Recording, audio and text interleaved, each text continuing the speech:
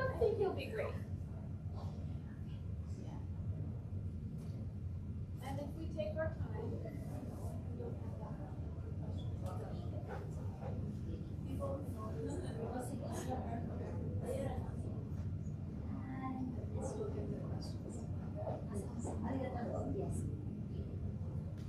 Is this result? I know.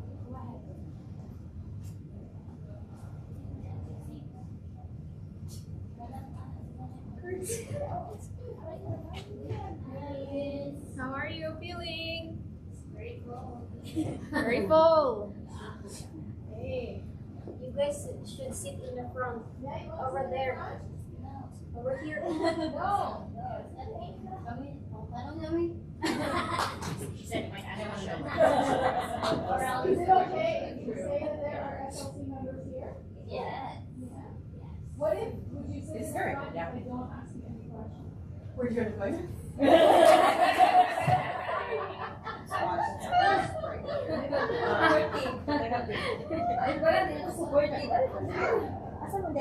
Yeah. Well, easy. Nice, nice. Hey, Ina, would you mind being our sign person? Okay. We don't have any text. We don't have any person, so I'm going to be looking at the questions in the app ourselves. Okay. And Oh, would you like me to? if you wouldn't mind, also just kind of monitoring, that would be good. But Chad and I also talked about we'd like to look at them together too. Okay, I'll try to thumbs up too. Yeah, if you can. Okay. Can you see me from here? She doesn't. Yeah, I think you want to be here so that no let's. I think I'm going to be. Oh, it's so cold in here. Usually it has not turned the AC up so much. Or it doesn't shade on there. Today, I'm going to be. I don't feel guilty about it because I'm so they're just like for running on. Do you want a photo before you start? Once I start. Do you want a photo before we start, They Chad? don't get She always wants. So it's just like in general interaction. See why? It's very fair. Okay. But I was like, this is very Without yeah, because it's like timing because coming back from one. should I use that by time? Where's the best place? And it does make sense. At least it's possible. Like it's not hard. And I feel guilty to do it. I do it monthly. Right. Yeah, it's too much there. We can also just have one of like me and Chad. Right. We don't have to have Yeah, one. I have this blind spot of this. Not Over here? But if I was in the band, I would.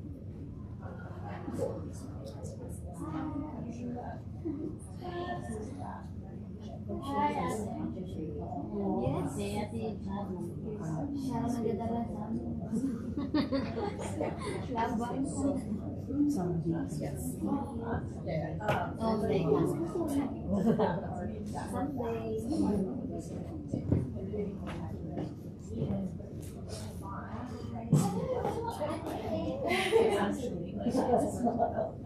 Or like where, yes, of course, not saying where the signs. Of course. Yeah.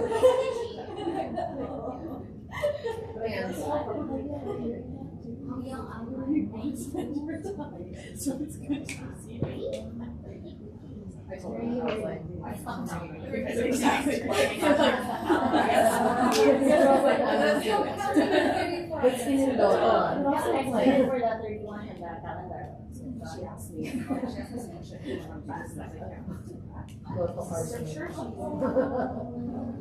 no, I mean, I'm sure Bishop would say the same thing. So I think she was even just like, slowly. This is a lot of fun.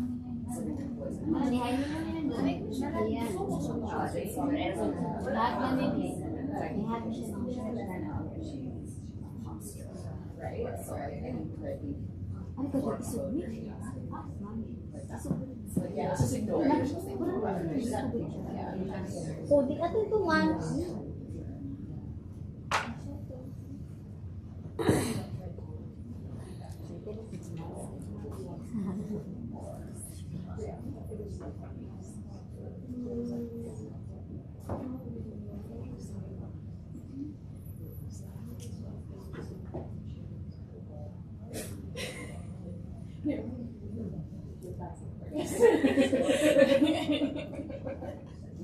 I always love.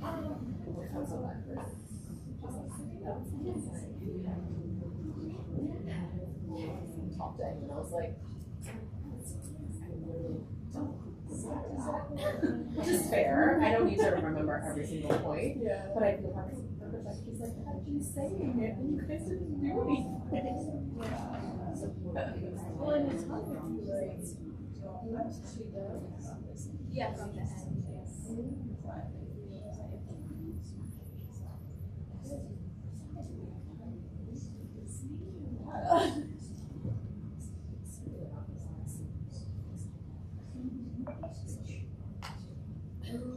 Yeah, I see all these emails like, please take this survey. And I was like, well, people used to take this survey, but like, that's the one. That must be probably that's before they were given surveys every 2 seconds.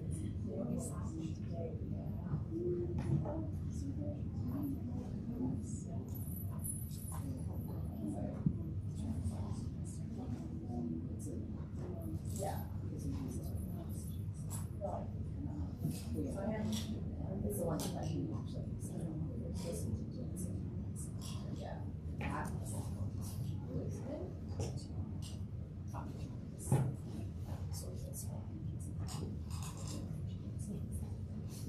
So for example,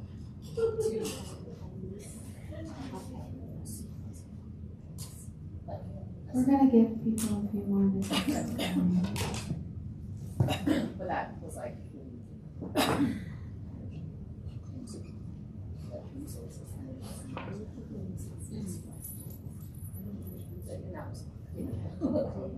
Yeah. Yeah. It's more we measure it. I mean,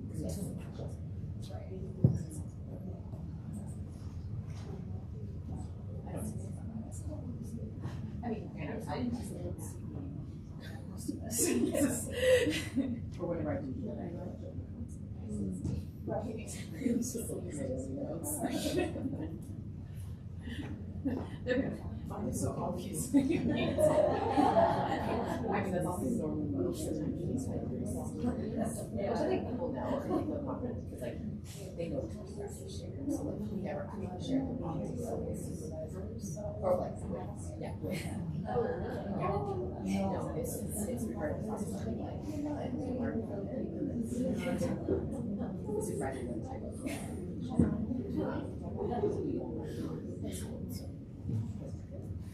so we saw that. Like we never did this. Yeah. I was actually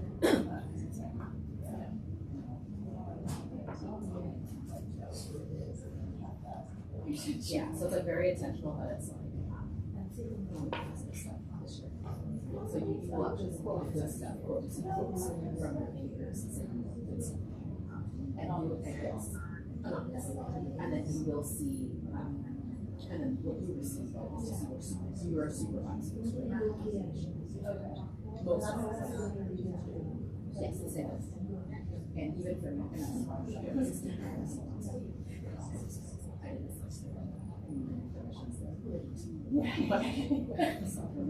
end up finding it on yeah, because even though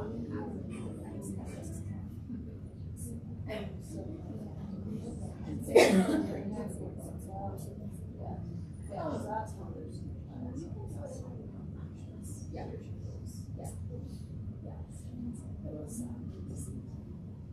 yeah, so I mean, we want to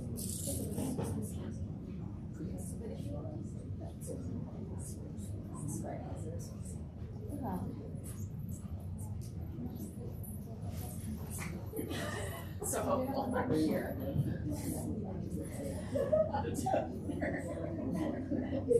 This past year, yeah, it is water. This past year, she did that. She did all.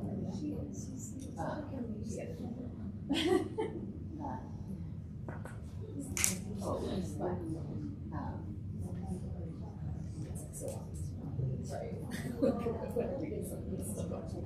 We're using specific examples, so it's like, she wasn't there, or did that thing. That's all I mean the compliments. It's not 100% know who they are every time. I could, when the week.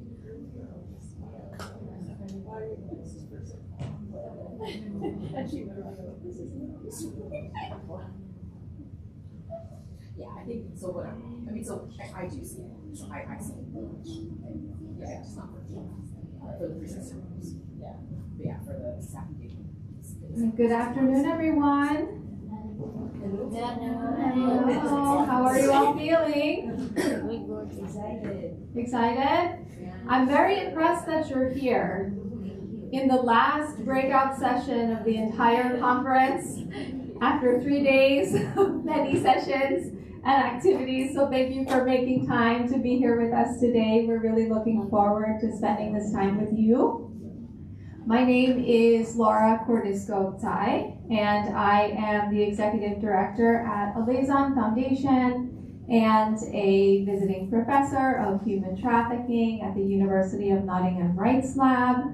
I am a social work practitioner and researcher, and I've been working in the anti-human trafficking sector for over 20 years. And I'm presenting with my colleague Chad, and she's going to introduce herself as well.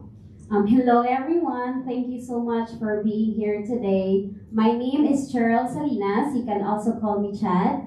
I'm a photo voice researcher at Eleison and a member of Eleison's Survivor Leadership Council. I'm just so very happy that you're here today with us. Thank you. And we have other members of the SLC here. I won't call them out, but we're very excited to have 4 other members of the Liaison team here, including other members of the Survivor Leadership Council. So today we're going to be talking about developing a Survivor Advisory Board for organizations that might be considering putting together a Survivor Advisory Board, perhaps for the first time. And we're going to really start from the beginning, not making any assumptions about any information that someone may already know coming into the room about Survivor Advisory Boards.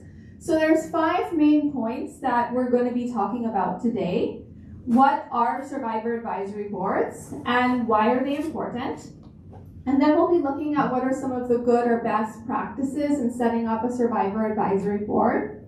We'll be giving a concrete case study of Eleison's own Survivor Advisory Board, which is the Survivor Leadership Council, or SLC. Because we believe it's really important to give like a real life in action example of what this can look like within a small grassroots organization. And then we'll also be closing with some practical tips for organizations to consider and thinking about setting up or strengthening a Survivor Advisory Board. But we hope this conversation can be really collaborative, and we would love to learn from everyone in the room as well and hear your experiences and your insights and recommendations. We have some of our other peer organizations in the room that we work with, and we know we're engaged in similar work, so we'd really love to have the opportunity to hear from you and learn from you through this conversation as well. So first we're going to start out by talking about what is a Survivor Advisory Board. What is a Survivor Advisory Board?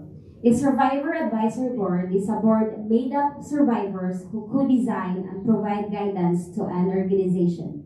Survivor Advisory Boards are formal leadership committees that are part of an organization's structure and leadership team.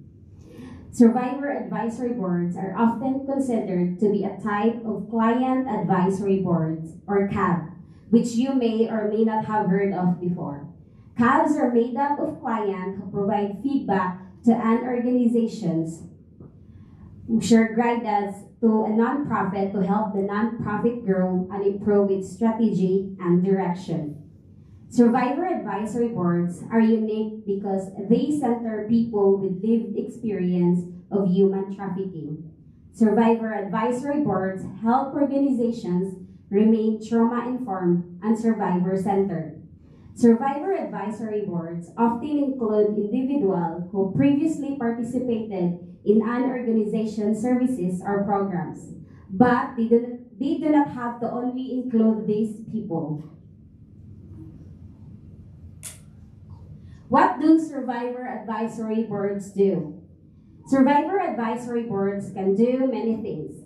Survivor leaders understand the experience of human trafficking and violence in a way that people who have not experienced human trafficking cannot. Using their lived experience and knowledge and other skill sets, Survivor advisory boards members help organizations better understand the perspectives, needs, and priorities of survivors. This helps to make sure that an organization's services are survivor-centered and trauma-informed. Survivor advisory board members work with other team members to co-design and strengthen programs and services. There are many different ways board members can help strengthen programs and organization as a whole. For example, using their diverse forms of expertise, board members can provide strategic direction to organizations to help organizations develop their future goals and ideas. Board members can strengthen outreach and ownership of programming. And finally, board members can also lead various organizational programmings and core activities, such as research and other projects. So why are survivor advisory boards important? Historically, we've talked about a lot at this conference that priorities within the anti-human trafficking movement have often been shaped by donors, by government agencies, by large international organizations, which have often been comprised of people without lived experience. And this leads to the marginalization of the voices and perspectives of people with lived experience. And we know that people with lived experience are the most likely to know and really understand the needs and priorities of survivors, and also have the expertise to know what's most effective in terms of programming and policy and how we can bring the movement forward. So survivor advisory boards are a way to provide a formal leadership structure within an organization to really center the diverse forms of expertise of people with lived experience. And as we talked about in the first panel of the conference on Monday, that includes many different forms of professional expertise and skills that can help an organization really improve their strategic direction. So what is some of the impacts of survivor advisory boards? And there's many different impacts, both for practice and also for the movement as a whole. If we're thinking about impact for practice, as Chad has already alluded to, survivor advisory boards can help organizations ensure that their programming and priorities are trauma-informed, really impactful and tailored to the needs and priorities of the communities in which they're working. Survivor advisory boards can co-create and test new innovative solutions, strategies, can build community trust and collaboration within an organization, can help to promote equitable practices within an organization, and make sure that there's transparency and credibility about the work of an organization. And also, as I mentioned, survivors contribute a diverse set of skills that can really help to strengthen organizational strategy and successful execution of the organization's initiatives. There's also a broader impact on the anti-trafficking movement. The engagement of survivor advisory boards can really bring in new ideas and perspectives and spark innovation in the movement. Can also ensure adherence to trauma-informed practices, culturally responsive practices, and prevent harmful practices within organizations. and can help to tailor strategic priorities for programming and policy, making sure that we collectively are pursuing effective solutions. So we actually did a literature review looking at what are some of the good or best practices in survivor advisory boards.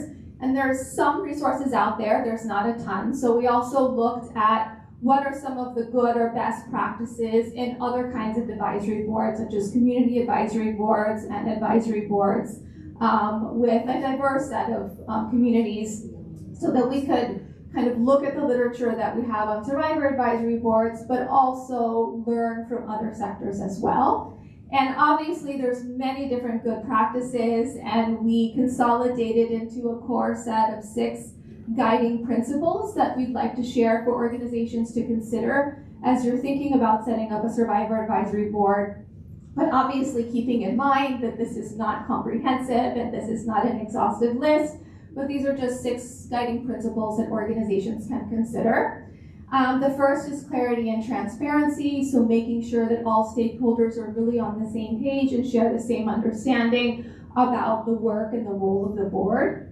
The second is mutuality, joint decision-making, shared decision-making, which helps to share power and make sure that all people involved are comfortable with the process and decisions. I'm going to talk about each of these in detail. We're just kind of quickly going through the 6 to start. The third is safety, so that refers to both physical and psychological safety, and this is consistent with adherence to trauma-informed practices and making sure that safety is always prioritized, safety on a psychological level as well throughout every step of the process. The fourth is responsiveness, so being flexible and responsive to the board member and community needs, building in lots and lots of time for decision-making and buy-in, and making sure that everyone feels comfortable. And adjustments can be made at every step of the way based upon emerging needs. The fifth is compensation, so really making sure that survivor advisory board members are properly compensated for their time and their expertise at market rates. And the final one is sustainability, so the importance of ensuring that there's really authentic buy-in from leadership before an advisory board is put into place, and that there's also a sustainable funding plan in place, which, speaking from our experience, can be really challenging. So we'll talk about like the challenges of that a little bit, but that's really something very important for organizations to consider as they're thinking about setting up a survivor advisory board. So the first being clarity and transparency. Again, making sure that all stakeholders within the organization, including advisory board members and other key leaders in an organization, are really on the same page about what are the goals and priorities and objective and scope of work of the advisory board.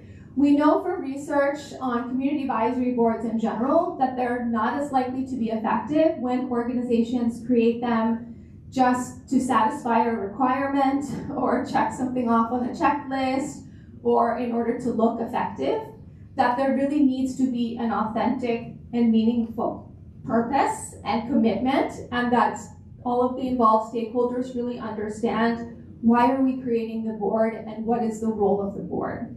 And, consistent with trauma-informed practices, all organizations and key decision makers within an organization really need to evaluate their own motivations for why are we actually doing this, and make sure that there is a meaningful and authentic purpose.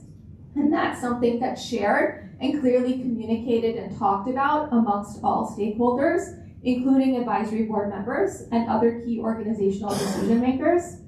And also that there is a co-creation process of outlining what are the expectations, what are the roles, what is the responsibility, what are the activities, what is the work plan, that is something that's co-created between board members and other organizational decision makers.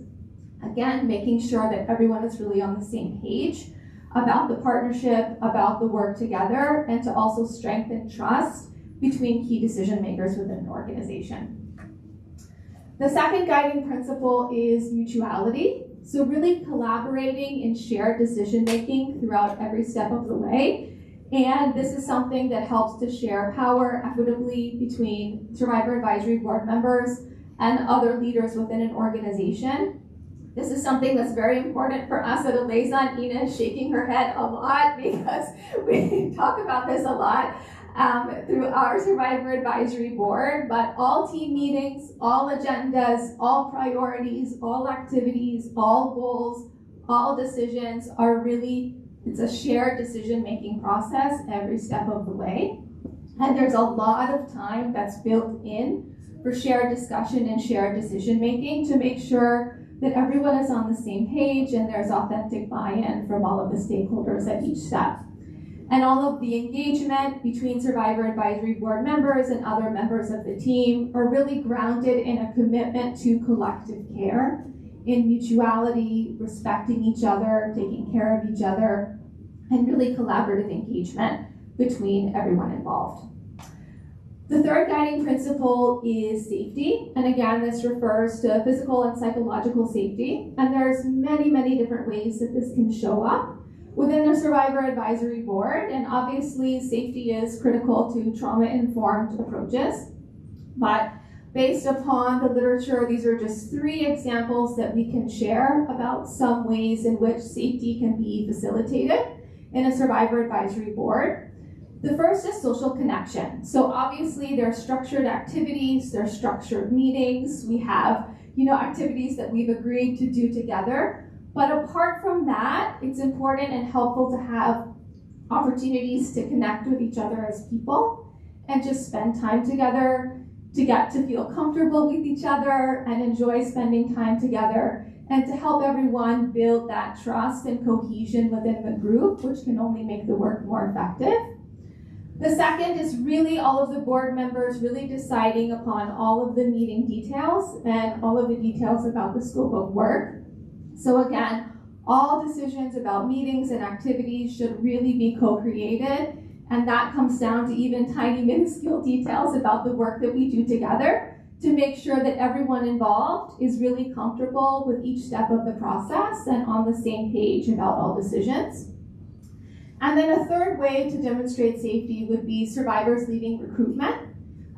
So the research suggests that advisory board members can lead recruitment for other members of the board, and this can help make sure that existing members feel comfortable with new people who are coming in, which can also create a sense of trust and safety and facilitate an inclusive and welcoming process for new members.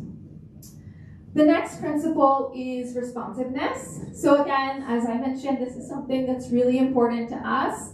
Planning and communicating things really far in advance and allowing a lot of time for decision making and processing and making sure that all members feel comfortable with all decisions, and we can be responsive at each step of the way to maybe changing needs and perspectives of board members. So this is something that we have found in our experience that when our Survivor Leadership Council partners with other organizations, sometimes there can be a pressure from other organizations to make decisions really quickly and to drop things on our team at the last minute. And that's really antithetical to the way that we operate within our Survivor Advisory Council. And so really kind of being firm about making sure that we have time to talk about things and process things, and we can be responsive to the comfort level of everyone involved. But even though it's important, as we've talked about, to have really clear expectations about the scope of work, to also be flexible. So Survivor Advisory Board members are, members of our executive leadership team and an advisory council, but they're not full-time staff within the organization. They have jobs. They have a lot of other responsibilities and commitments and priorities. They have families. There are many things that Survivor Advisory Board members are balancing in their life.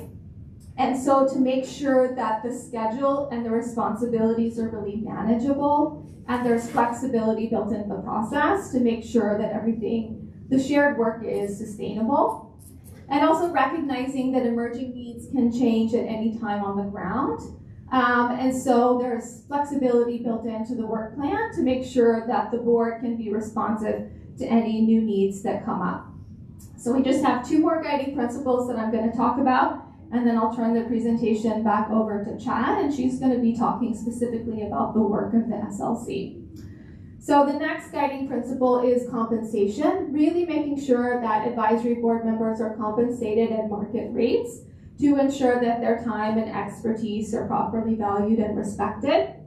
We know that there is a history within the anti-trafficking movement of organizations involving survivors without properly compensating survivors for their time and expertise, which perpetuates exploitative practices. And so really making sure that we're looking at market rates, there's advanced communication about compensation, that all of this is documented in formal contracts, that everyone has the time to make informed decisions about their capacity to commit and their bandwidth in light of the compensation, and that there's also opportunities to continually revisit conversations around compensation as responsibilities shift over time. And then finally, sustainability.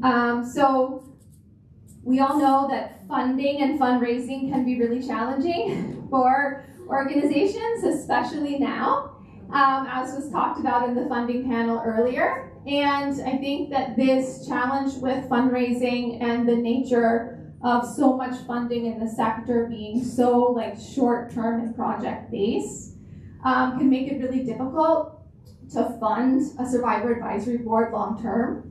And it can lead to kind of short-term surface-level engagements that can be a bit tokenistic in nature. And so it's really important, before an advisory board is formed, to make sure that there's really authentic buy-in from the organization and leadership on the work of the advisory board, and that there is a plan in place for funding. So I will be honest that I would say, I would love to hear what you think, Chad, but my perspective is funding has really been the biggest challenge for us in the work that we do with our own survivor advisory board, and it can really be a big barrier. I think that there's a lot of discussion around survivor leadership, but that's not accompanied by resourcing. And so to really say that from our experience, this has been hard, and we've cobbled together funding from a variety of different sources to make sure that we can support this work.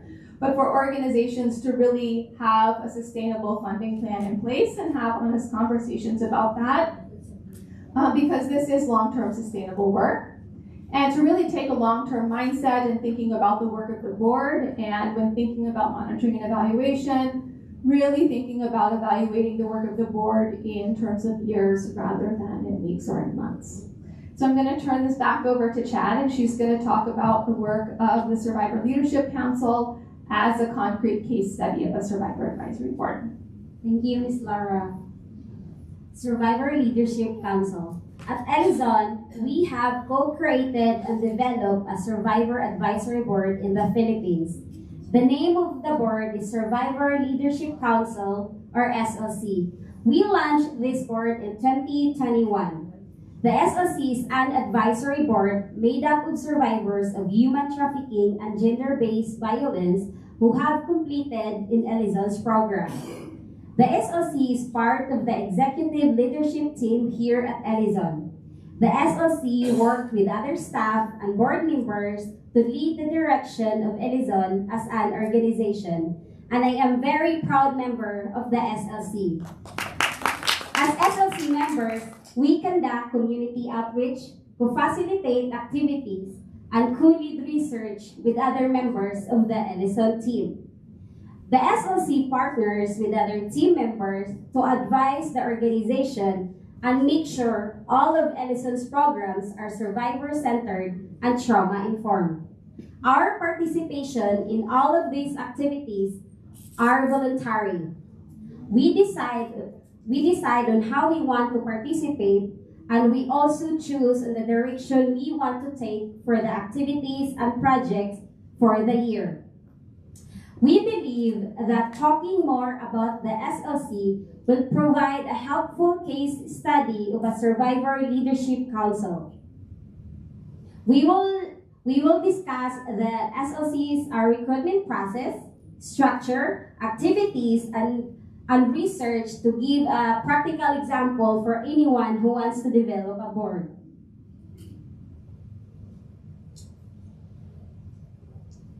We would first like to talk about the recruitment for the SLC.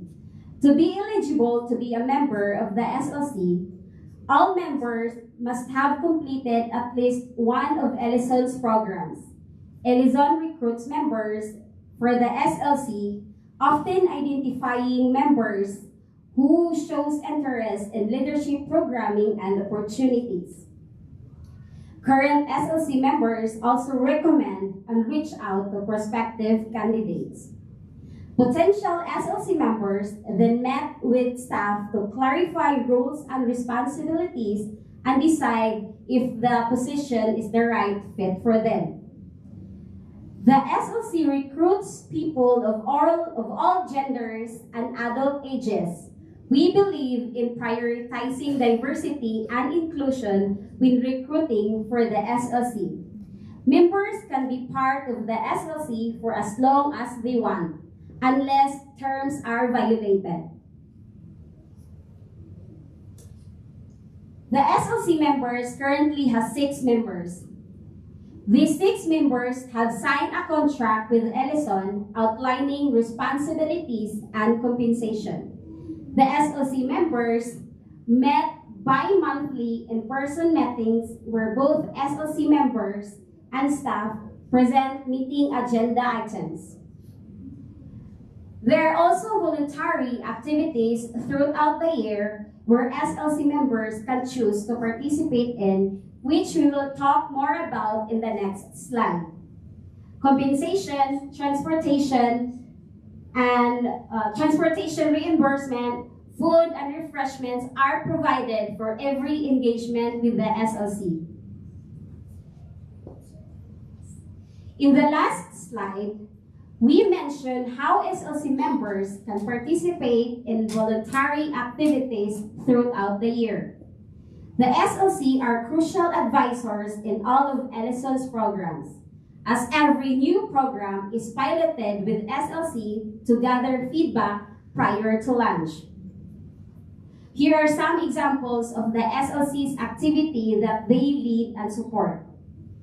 SLC members who lead research with Eleison, including PhotoVoice, a research project which we will explain further in the next slide.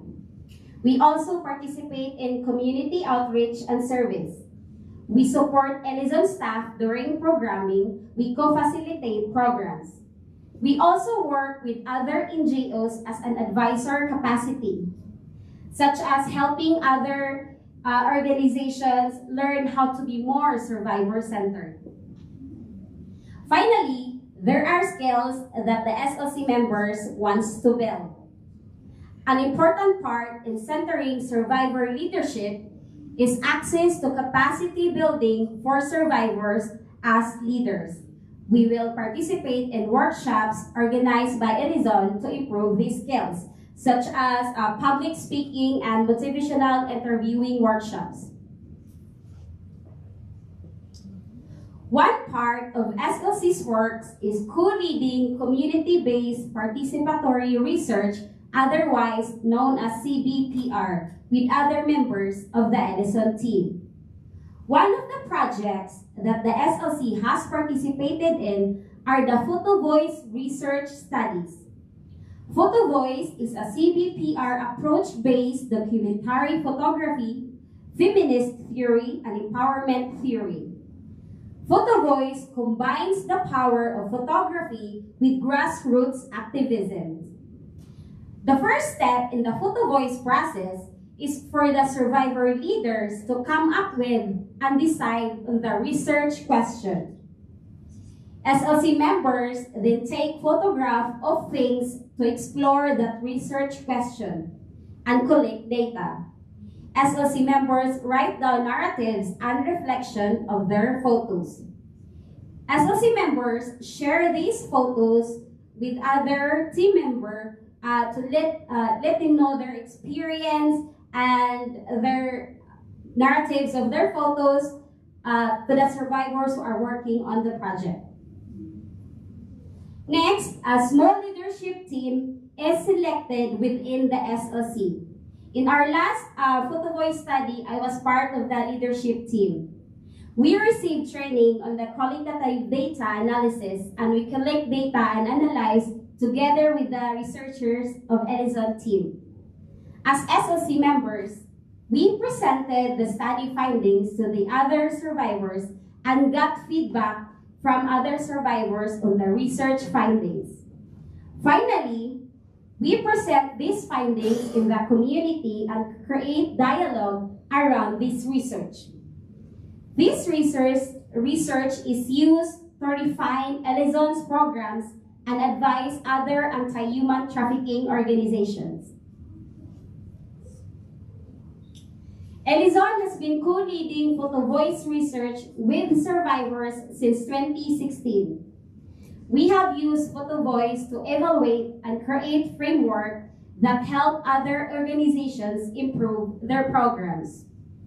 In our most recent photo voice study, the SLC decided to focus on survivor leadership.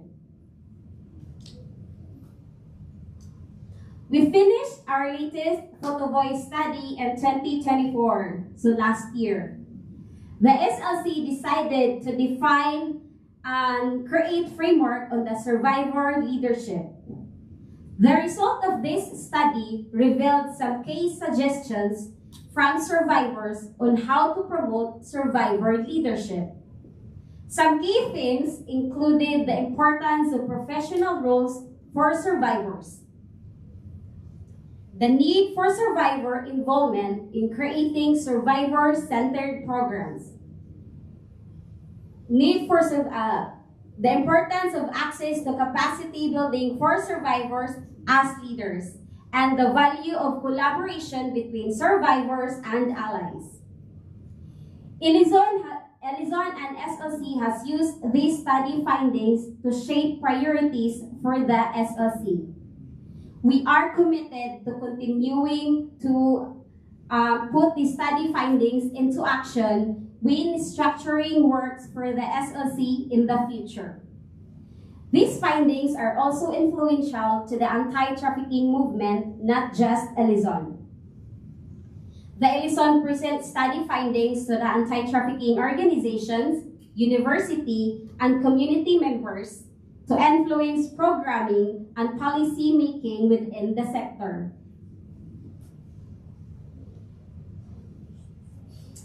The SLC is very essential to Eleison.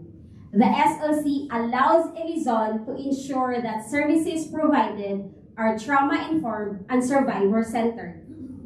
The SLC promotes collaboration and true partnership between survivors and allies, grows culturally responsive practices, and so much more. The SLC helps build commitment to Eleison's program, since we know that our voices are at the center of Eleison's programs and services. Research and evaluations conducted with the SLC has shown that SLC find accomplishment and purpose through the SLC. SLC members finds comfort and home within the SLC. The SLC has helped survivors gain access to professional roles, resources, and skill development. The SLC also has assisted survivors in growing social networks and building peer communities. And I would like to share to you my experience working as a Survivor Leadership Council with Eleison. My experience as an SLC member has been incredibly rewarding and empowering. I've had the opportunity to connect and collaborate with other SLC members, share my experiences, and advocate for services and programs that support healing and empowerment. The sense of community and purpose I've found within the SLC team has been invaluable, and I'm grateful for the chance to contribute to such meaningful cause. And I would also like to add what Ms. Lara mentioned earlier about the funding. We won't be here today without the funding. So we're really thankful for the people who fund our ticket, our transportation, and everything. So the funding is really important to sustain the Survivor Leadership Council. Thank you. Thank you, Chad. so much for sharing. I think that's a really helpful example of a survivor advisory board in practice, and we really appreciate you sharing with us about all of the important work of the SLC. So as we talked about at the beginning, we're just going to close with some tips for building survivor advisory board. And obviously these are not, this is not the complete list, but these are just some things that we would advise organizations to keep in mind as you're thinking about next steps if you're considering setting up a survivor advisory board. And then after we go through these tips, we'd actually love it if it's okay with the group to really hear from you and hear from your experiences, because we know that there's a lot of expertise in the room. So the first is to start small. Like, you can grow incrementally. It's possible to start small with a core committed group of advisors who can really co-create and co-design the board and help the board grow incrementally in time. Sometimes there can be this enthusiasm and excitement and then this push to do something really big that can be difficult to sustain. So it's okay to take incremental steps and start small with a core group of committed people and grow one step at a time. As we talked about before, creating a funding plan, so really making sure that a funding plan is in place for the work of the board and that there is buy-in from the senior leadership and all of the involved stakeholders within an organization to really prioritize fundraising for the work of the advisory board and thinking about long-term sustainable funding. And this is really challenging, and we would really love to learn from others in the room if you have any ideas and suggestions about this, because we do see this as one of the key barriers in really sustainably resourcing and ensuring that the work of survivor advisory boards can continue long-term. Contracts. So just as in standard HR practices, written agreements need to be in place that are co-created with board members, really outlining job descriptions, expectations, responsibilities, compensation, schedules, and that those contracts are revisited on a regular basis to make sure that any adjustments can be made over time as responsibilities and priorities shift. We've already talked about compensation, so clear and equitable funding to compensate board members for their time and all expenses, including every activity. So we talked about voluntary activities. What we mean by voluntary activities is not voluntary in that people are not paid, but voluntary in that board members are choosing the way that they want to engage, right? So there's choice on whatever anyone wants to participate in or not participate in, but every activity is compensated, and that is outlined from the beginning, and there's ongoing conversations around compensation. Orientations and onboarding. So we can't assume that everyone is familiar with nonprofit lingo and the way that NGOs work. So if we're thinking about an advisory board within the context of a nonprofit, making sure that there's a really warm and accessible and thorough onboarding process for any new members. And also considering mentor pairings, so pairing new members with senior members who can advise and support new members and mentor them through the process, transitioning to being on the survivor advisory board.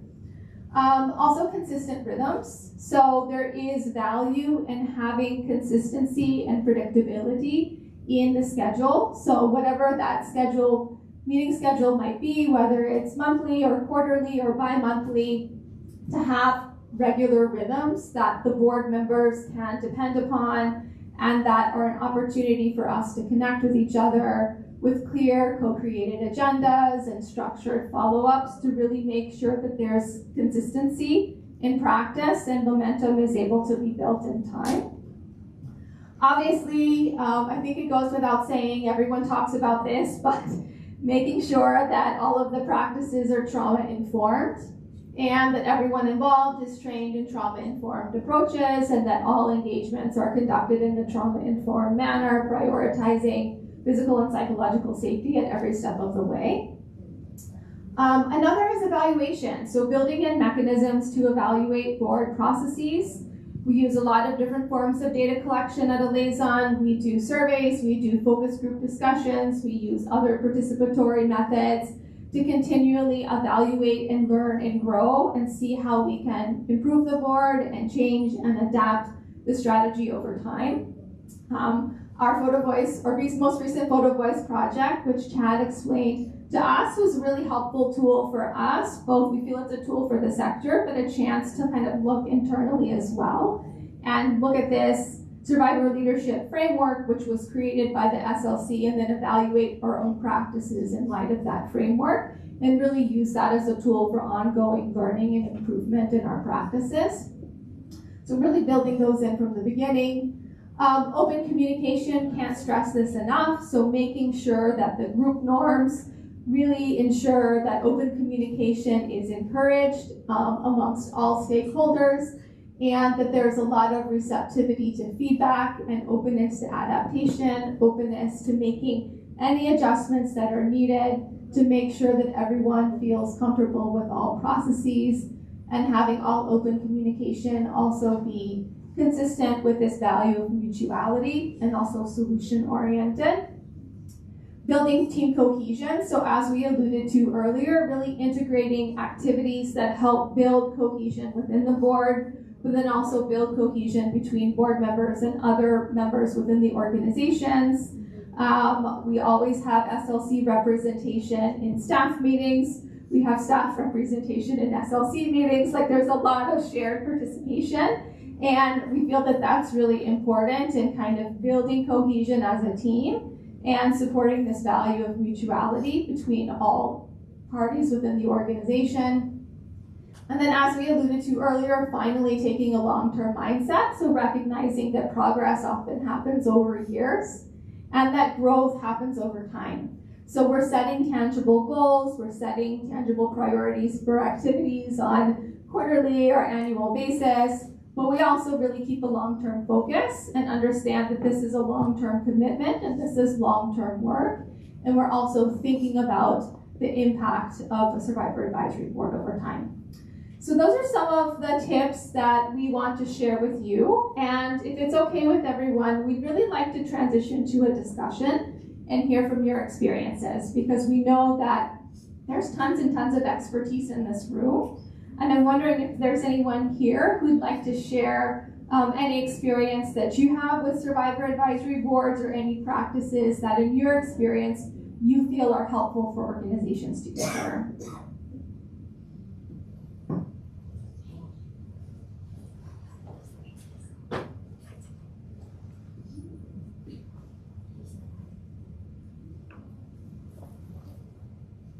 Hi everyone. I serve on a Survivor Advisory panel, and I'm a lived experience consultant. I recommend changing the language from compensation to remuneration. So compensation is linked to victimization. It's for suffering or loss. Remuneration is fair pay for professional services. So just a tip. And also I think, like, I'll just ask the question mainly and then also provide feedback if necessary, but at what level do they sit in relation to the executive board? So yeah, I'd really love to know that first before providing feedback. Yeah, so thank you for sharing. We really appreciate that. And we really would love to hear about other people's experiences and practices in other organizations, just to learn from other examples of survivor advisory boards. So we have, the SLC sits within the executive leadership team at Eleison. So there's a board of directors, there's survivor advisory board, and then there are staff as management, and those collectively comprise the executive leadership of the organization. All three collectively together. Okay, so then who has final strategic sign-off then? So like, you can obviously collectively work on something, but who has final sign-off? We really agree to share decision-making on everything, actually. Okay. There's not one party that has final sign-off. Even with fiscal and fiduciary things, you know, especially when there's funding restrictions? I mean, we have open discussion about everything, and we make sure everybody's really on the same page and comfortable. Okay. Yeah, yeah. I've just found that I love that works within Eleison, Yeah. because that's amazing. I just have found that at certain levels politically, especially because I sit in relation to like former heads of state, and they would not share power. So how Yeah. how do you navigate that? Yeah. How do you negotiate that? I mean, that's like a non-negotiable term for our leadership and board of directors. So progressive. I mean, we won't, I mean, we are not, can I be very honest? Like, is that okay? We're not interested in putting people on our board who have money who are not committed to that value. So that means that we struggle with fundraising more than other organizations, but that's a compromise that we're not under any circumstances willing to make. Honestly, that's incredible, and I really commend you. Thank you so much. Yeah. Anyone else? Does anyone else want to share? We would love to learn from everyone in the room because I think we have so much to learn from each other.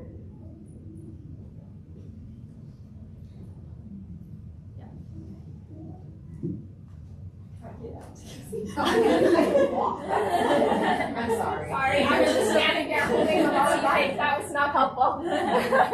No, that wasn't entitled to me. I should have walked in.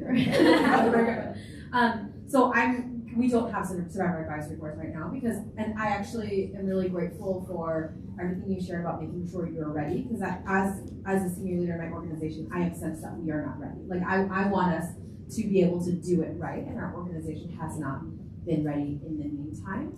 However, I still want all of our programs to be survivor informed. So I've just paid survivors as contractors for now to inform all of our program design and a lot of our trauma-informed practices. So I'm just saying that's an option for other organizations who may feel like, hey, senior leadership is not fully on board yet. Hey, we don't, we're not ready for this. I think there are still, like you said, starting small, there are other steps you can take to start to pave that path. And it was, I think now, because I have that, right? Like because I have experience of, hey, these are these contractors that we've paid and have provided X value to our program. It actually is more compelling evidence for senior leadership to potentially, fund it or resource it or make sure, we can move forward this way. If you feel comfortable, would you mind sharing what you feel like are some of the key challenges, and then what are some of the things that have worked really well, if that's okay with you? Sure. I think, well, for us, one of the key challenges is that, so this has mainly been in the U.S. So I'm here because we are very bright and ready to do this internationally, and I wanted to learn best practices of how it's being done in Asia. But in the U.S., what has been challenging is, and I sort of asked this question because it stems from some challenges we had, is the compensation piece. Like, we are committed to compensating survivors based on how I treat them like any other contractor, right? In the same way that if I went to a graphic designer or a videographer, I would never tell them what they're worth.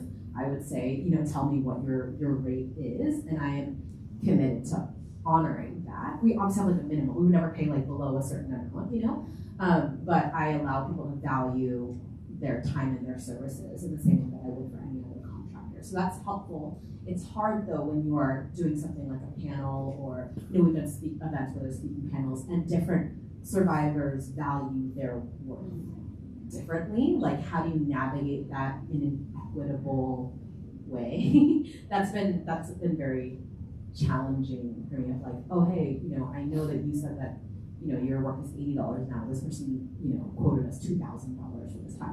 And I'm not here to really place any judgment on what is one right or the other, but how do I move forward? and so I think that's one of the challenges, compensation in general, and I think for our international space as well. When I submitted one of the questions of, when you have survivors from different regions, different countries, how would you navigate whatever is the market rate for compensation? Does anyone in the room have anything they want to share on that? So I feel like you might have something to share, so TG, go for it. So I was the lead lived experience advisor on the Australian International Counter-Slavery Alliance pilot project, a mouthful, AICSA. And because I was the lead, even though I have more experience, I basically said, this is the rate for all of us. If you are open to that rate, even if you feel you value your time more, then we can work together. But if you want to charge more, I don't think this project is for you.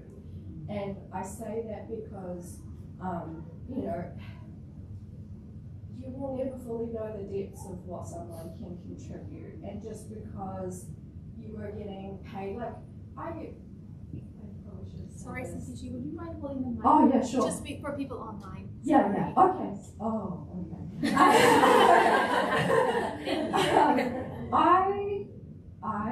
I won't say my grades, obviously, because I don't want it to be recorded too.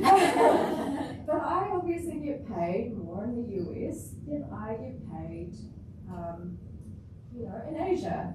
And I don't believe you should profit from a not-for-profit.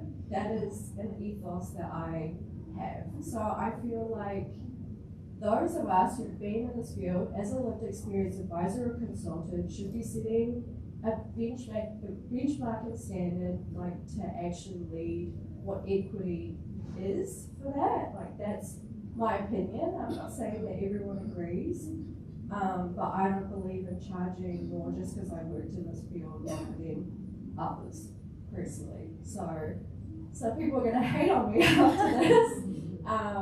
But I'll hold on to that even a decade down the track because I don't agree. I think you should just set it as the contract for services. Do you agree? Yes or no? We're on the same page. Does anybody else have any thoughts on that? I'm curious if any other organizations have taken other approaches. I can try and get out too. We can help move the mic around. Thank you, Ina. If not, that's okay. We just want to have the opportunity to really learn from everybody in the room. I mean, we also set standard rates at Eleison, so everyone is paid the same. We feel like it's most equitable. How do you determine what that rate is? Yeah, so we do like market research basically in the context in which people are working to figure out like what would be a standard consulting rate for that kind of work. Were you going to share something? Yeah, actually it's a question. So for us, we're based in Hong Kong, and we've tried to like hire one survivor as a staff, and so she worked for a while. But then we also realized that there are different like challenges for a survivor to fully participate as a staff. So I really wanted to learn, what are the ways to like engage them in this. Are there any other forums except for like a council? Because we realize that because they actually have let's say different health conditions that we need to like it's not similar to like the current staff, and so we probably couldn't be so generous in terms of like leave, for example, and then so there are a lot of considerations, and also how do you encourage them actually to see this, like let's say an advisory council as a legit way of like earning money, because they have this mindset that because before I received support, now it's just a way of supporting me, and so they don't feel too good about it. So they rather volunteer, but we really want to empower them. So are there any experience in how you engage them? Yeah, in this process.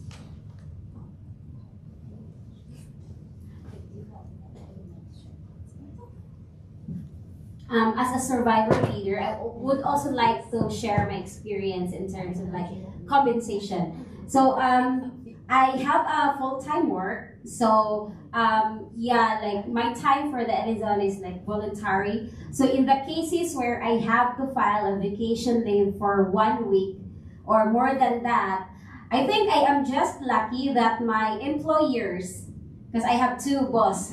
My employers are really believe on my advocacy and the Eleison's advocacy and the survivor leaders advocacy, and they believe in me. And then every time I would ask for a vacation day because I have something to do with the foundation, with the SLC, they would approve it right away with no questions. So I am lucky, yes. And then of course, I'll file for a vacation leave, and some of those are not paid by the company because I ran out with my vacation leave, which is okay for me because I love this work. I love what I do right now with the SLC team, and it's my advocacy, and whether I get paid by the company or the compensation is, market level, I'm okay with it because I love what I'm doing. Yeah, so maybe you need to find a person who really believe in the advocacy, believe in the things that they can help make change in the society. So yeah, that's based on my experience.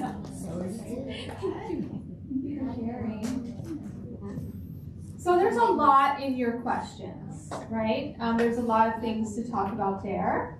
And I think one basic thing that would be good to be clear about is we're not saying that survivor advisory boards are the only ways for people with lived experience to take professional roles or leadership within organizations or the movement. This is just a presentation and a discussion about one specific form of what that looks like. But there are limitations, right? Because it's just an advisory council. People are not actually full-time staff within an organization. So this is just an example of one way that people with lived experience can be engaged, but definitely not exclusive. But I'm wondering if there are other people in the room that may want to respond a little bit to some of the points that have been raised. Would you like to share something? I have a question. Is a SLC member an owner of the organization or an employee? Structurally, My question is, do you see as an SLC member being the owner of the organization or an employee? part of the executive leadership team. I don't know, like that's not an either or category. Yeah. When you say owner, what I should be using a mic. Sorry. It seems like what should be the compensation, what would be fair, etc., etc. It sounds like a worker's voice. Mm-hmm. Yeah. Mm-hmm. As opposed to the entire financial management plan for the SLC being owned by the members themselves, that would be the owner's voice. Mm-hmm. Mm-hmm. Yeah, So I see has there what you're been any saying. conversation around that? I think we can have more conversation around that. I see what we didn't look at it that way, but I see what you're saying. I don't think that. I think that compensation for SLC members are handled in a similar way as compensation for staff, including management. Yeah. I have a related question. Okay. She has a question first. Yeah, she go first. Yeah. Yes, actually, hello. English is not my first language, so I also have same question that group said, because you when you present, so you present very nice. So I thought I have also a collective, a forum that's India level. So I am facing some problem to collectively work. So they engage them.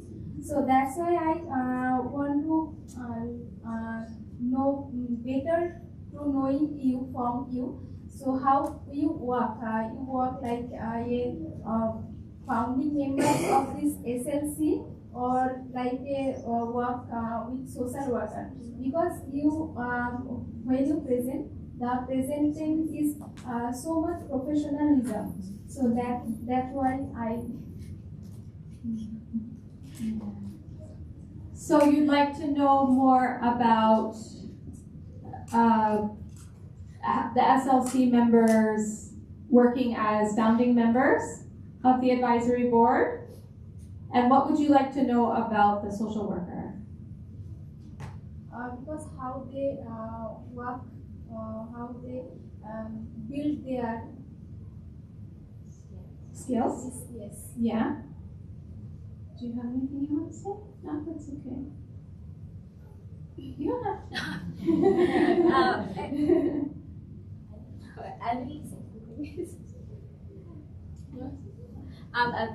Thank you so much for that. That's very kind of you.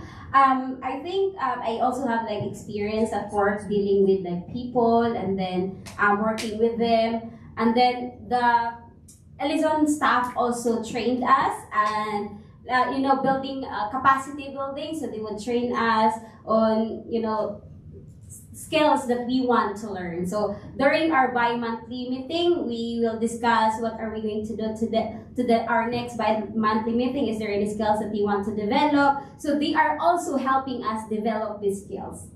So, yes.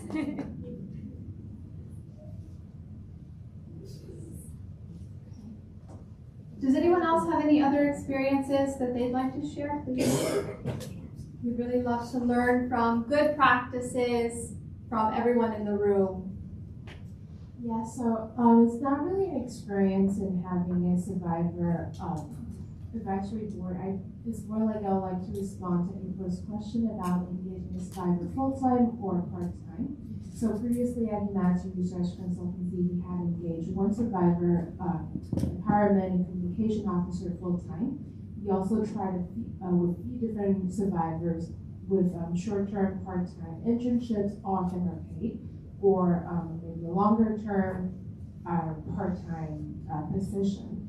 So to respond to your challenges and questions, yes, we have the same challenge. For example, some of the survivors may need a little more language support. Some may have, for example, well, it's nice for them to be included in research and advocacy related to human trafficking. But we also recognize that all of these research or advocacy could be a revisiting of their trauma or their trafficking experience. So what we did was, in the very beginning of our engagement, we will try to set the expectation and the limitation right. First of all, we recognize each other's limitation. We have, as we're a research consultancy, at the end of the day, we need to respond to our clients' need. We need to complete research project, or else we can't complete the contract for our clients. And for the survivors, they know that, for example, they do not really have the research experience. They do not really have the professional English ability or the mental health capacity to really be fully engaged in research. So our expectation, their expectations of us, vice versa, will be different from, let's say, another staff, another researcher in our organization.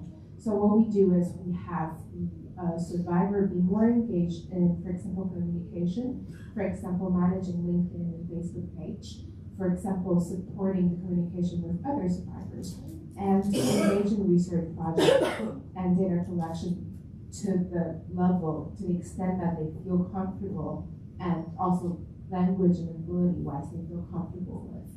And we started with smaller projects, for example, 10 hours per week, and then moving on 20 hours if they feel more comfortable. At the same time, we also invested in paying for their English tutor, not as part of their employment package, but just as a pro bono investment from us to them, believing that with this investment, time after time, they will be more capable of engaging more work, becoming more professional in writing emails, or even engaging in research, or even interviewing other survivors for organization.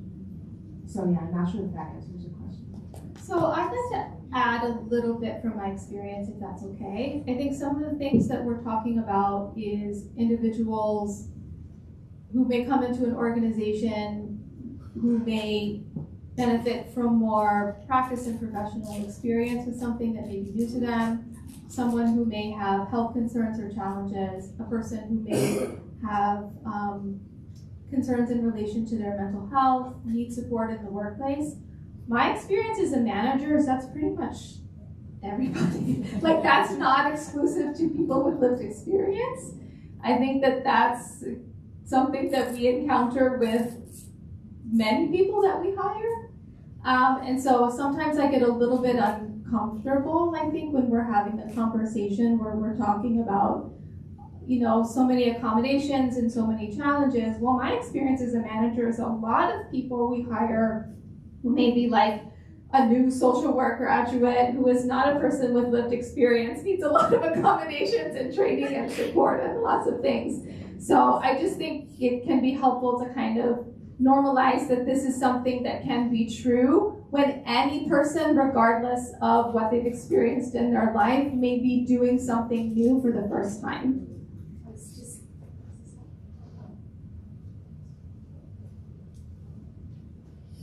Yeah, the best advice I've been given, I used very similar sort of questions, and the answer I was given is increase the level of care that your organization provides to everybody. Everybody has got additional needs of some sort. I have mental health needs that need to be respected and catered for. This isn't us, them, we're all the same. And if your organization is not meeting the needs of one group, it's probably not meeting the needs of anybody well. So increase the quality of your organization for everybody. Yeah, I mean, I think that's grounded, and then we'd love to hear your thoughts, Antichi, in what we talked about in terms of mutuality and collective care. And really, that applies to everyone within the organization. I actually just wanted to go back to the financial part, just because I thought it might be useful. Sorry, I don't know your name in the corner, but use the cat. I thought it might be helpful to clarify how I determined the honorarium. So I prefer honorarium because it has honor in the word, and I think that's nicer. So how I determine the honorarium, so if you go to the Survivor Alliance website, and when they post jobs as well for like contractor services, you can usually get an average of what people are getting paid for their services. And then, so I would look at those across the board. And rather than like looking at the hourly rate, I would look at the type of service. So if it's more labor intensive, so if they're required to do a heavy amount of public speaking and it's nerve-wracking, then I would say that that deserves higher pay.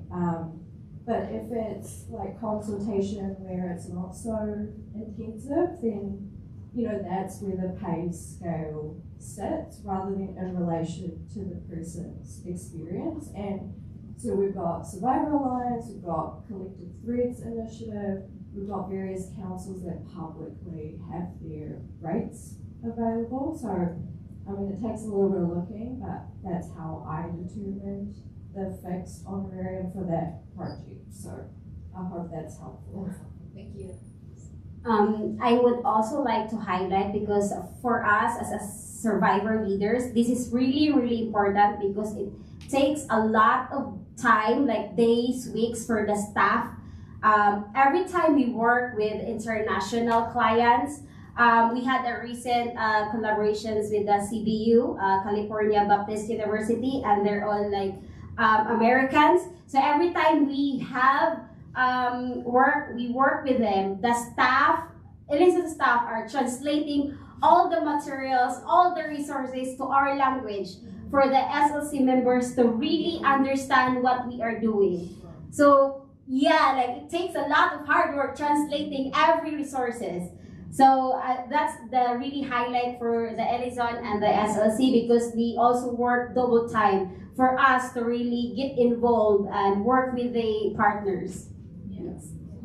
Yeah, and the activities are, everything is conducted in Cebuano and English, and there's lots of translation and lots of time budgeted in for translation for every step of the process. Yeah. Well, I think would you like to share? Yes, please. Yes. I think you can be the last comment. Are you okay with it? Thank you so much. I'm from She Works, and I can really resonate to all that you have been doing. And I thank you, Chad. Thank you, Laura, and all the hard work of Eleison. Us at She Works in Manila, we have 2 communities. The way we started was very, very informal. So we are more into community building rather than really having that plan. Actually, it started on my 50th birthday, and we were just gathering, and we have a long journey with our survivors, and I just invited them in, and they all came. And then the birthday turned into every 2 months fellowship, every month, and we were also nervous.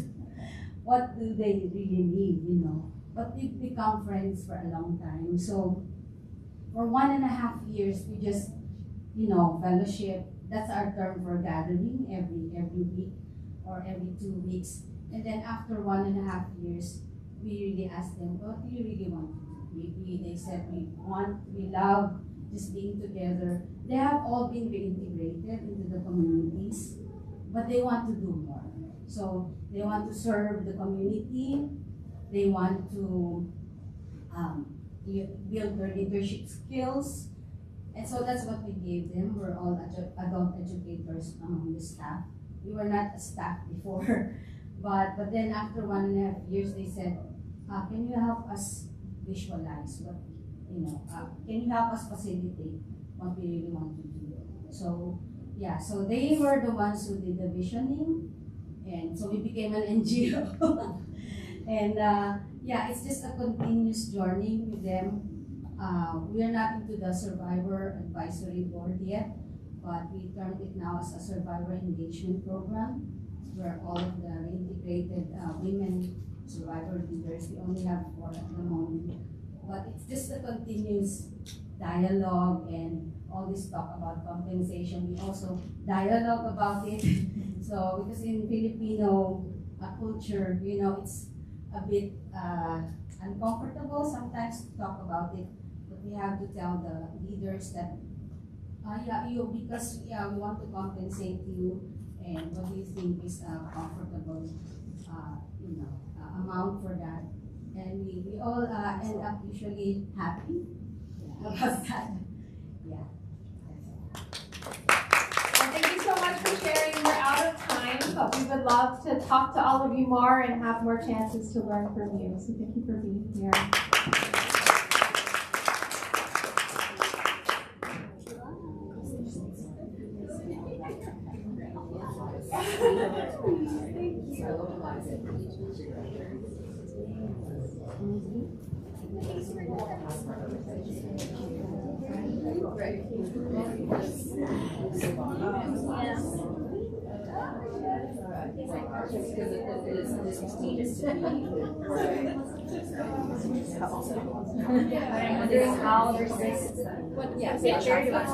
Oh, sure.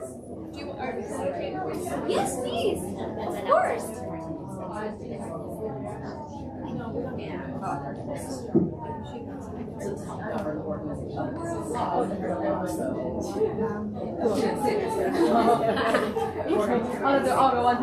Do you want a picture? Oh, this is, you're taking this.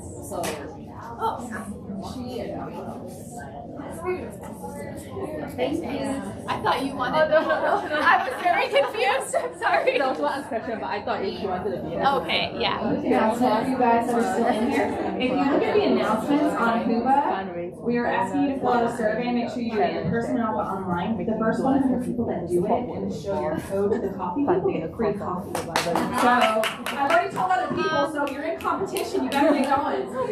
I said seriously though, we actually use your feedback and we spend about 2 months looking at it. And that's what we Listen, year. So we're very serious about to be our honest with imaging you, feedback. So I'm not thoughts to share this work. We've submitted a ton of different grant applications, and every grant application we submitted that's co-led with the SLC didn't get funded, and most of the ones that were not co-led did get funded. And so I can't really tell you. But that's not really why. like a reason. It's just because there's a no pattern. feedback. Yeah. It's a pattern. It's a pattern, but there's not feedback. Sorry, let me get my water. That's so challenging because I feel like there's a lot of